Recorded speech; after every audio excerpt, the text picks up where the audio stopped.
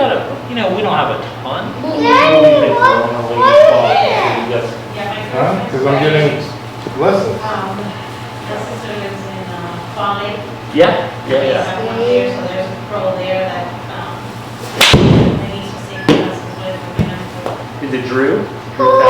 Yeah, I know Drew. He's a super guy. Yeah. Nice fella. All right, so you're able to see what you're doing here, which is obviously helpful. So I know you've only taken a couple of shots here. So we can see different things. What we'll do is we're just going to check out your setup position here. Keep fighting. And my goal is not to overload you with information, just to get you on the right track so that when you do practice or when you're not playing, you know what you're trying to work on. Okay, it's not. I always tell people nobody's got to have a perfect golf swing. We're trying to make your golf swing more functional. Okay, right? So I'm looking at the setup here. The only thing that I would say is we can get you slightly taller. So this angle right here, we can just get just slightly more. That's just a little taller. Then as I just watch it all swing here. So you're not going to be able to take it back super far, just because of your build. Everybody's built there, so if you're thicker chested, you're not going to take it as far back as like Justin Thomas, right? Just because of your build, and that's fine. The positive thing is you're strong,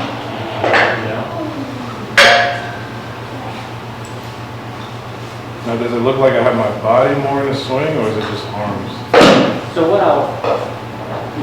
the thing I saw in the YouTube video when I was just looking is your finish is not that blocking a little bit. We'd like to be able to see the sole of that shoe. Okay. So, and I'm not a lefty, I've got a lefty club to do little demonstrations if needed. We'd like to finish to see both of your glutes and your belt buckle rotating through.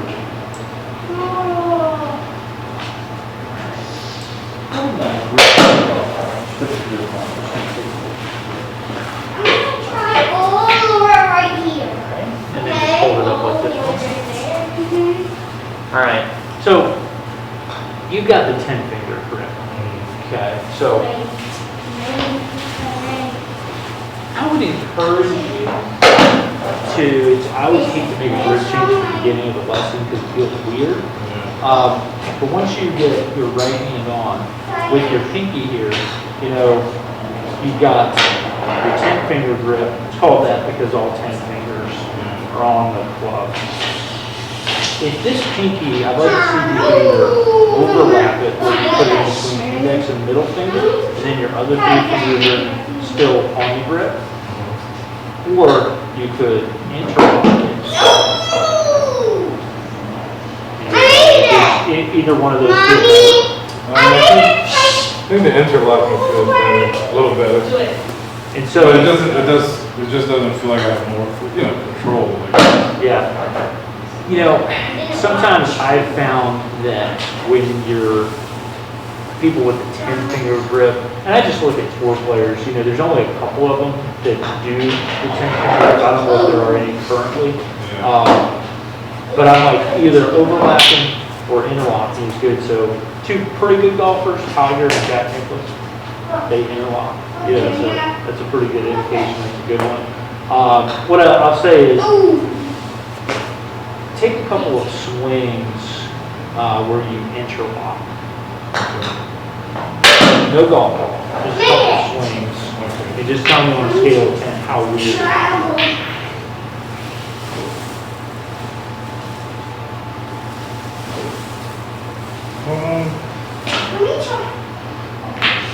It's just like there's a lot of pressure on my pinky. More so than I think it was. In the baseball grip, yeah. So, maybe like a 6. Like a 6? Weird. Okay, let me see you hit one with that. So, while we're doing it, I'm just going to get right back here. Let me see you get set up. So all I was kind of saying is, You look back here, your back is kind of at this angle. This is stand up just a little taller. What's wrong? Relax. You okay? Just take a swing with that grip.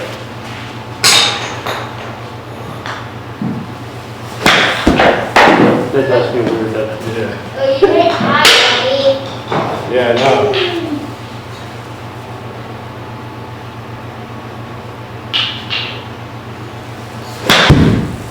Okay, so here's what we're going to do. We're going to stick with the 10 finger grip for the lesson, Okay.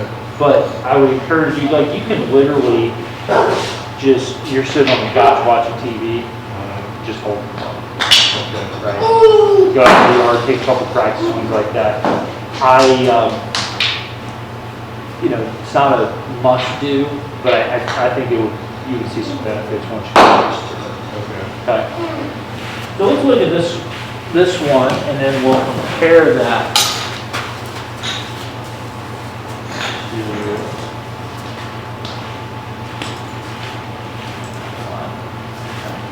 So, not a huge change. Like, you might look at this and at a first glance you wouldn't notice, but which one do you think was your earlier swing, which was the later swing? Oh, the earliest one. Yeah. So all I'm looking for is just a little more depth of your back. So you're slightly taller. Does that feel too big?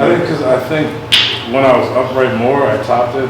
So should I bend my knees a little more, or? No, that was good. I think you topped it more because of the grip. Oh. Yeah, the grip just felt really weird. I guess.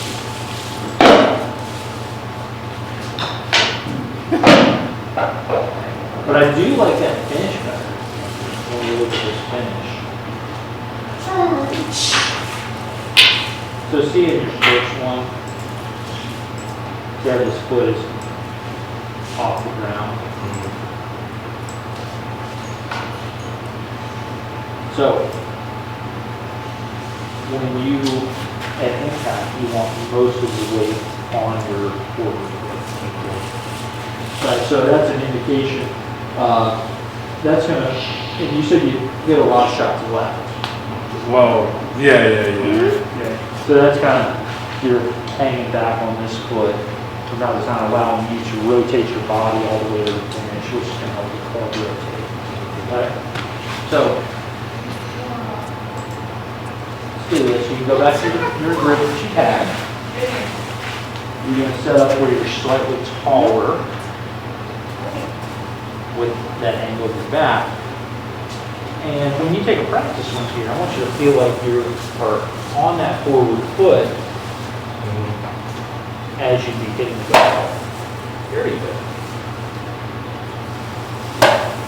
Very nice. Okay. So the other thing that, and I just say this because you haven't taken a golf lesson before, sometimes good changes to your swing don't instantly produce the good results. So let's hit a few here. This is my little demo plug here. Let's hit about 4 or 5 balls. Where your primary goal is to feel like you finish on this forward foot. So our checkpoint would be, can I see the sole of your shoe? Can I see both of your glutes? Okay?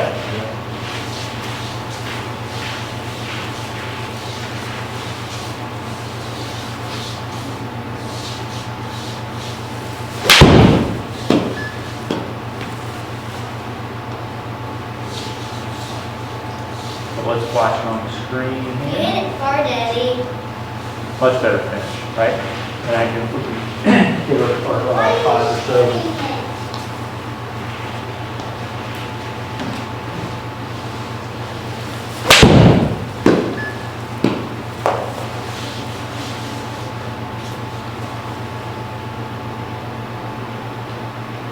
Very nice finish.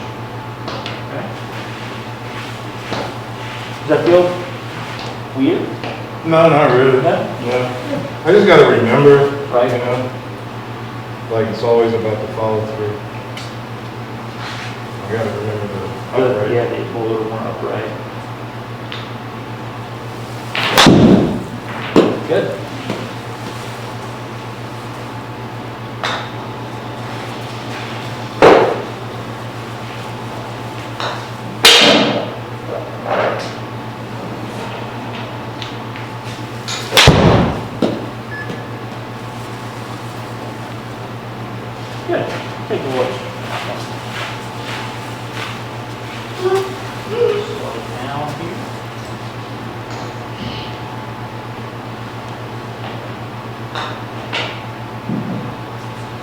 good. See how this is the top of your backswing?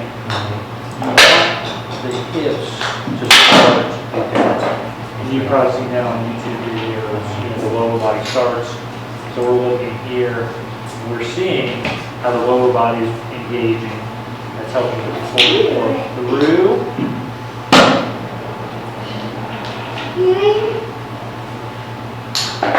And this foot is more on the ground than that previous one. Right, so we're seeing that foot on the ground. We're seeing the rotation. See how we can see both of the glutes? Now, I think we continue to work on this so we can see a little more of the sole of that shoe. But if we look at somebody here, now, I don't expect you, like this guy's a tour player, right? So sometimes it's not fair to watch this guy and say, oh, I expect him to do that. But, they're what we strive to do. So let's watch. And you can see his back.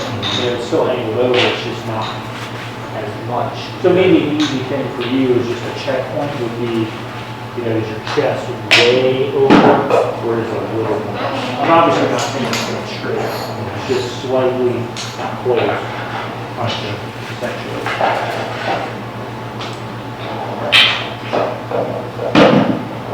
And he's got a different build, he's going to be able to just club that harder. So watch how his lower body is turning, rotating. So when he gets into impact, see how much we can see some of his glutes, both of his glutes.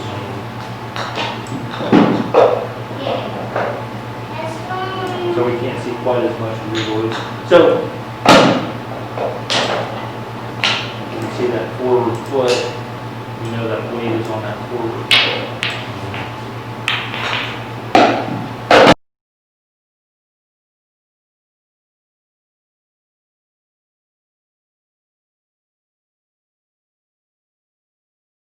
All right, players. So I just finished my lesson, and I thought it went pretty good. I have some practice that I need to take care of with the little guy, so we'll do that. I'll set something up in the basement, and we're just gonna have to practice what Brett told us to practice, and I think we should be okay. So I'm gonna grab some lunch now and then head back to the house. But thanks again, guys, for watching. Peace.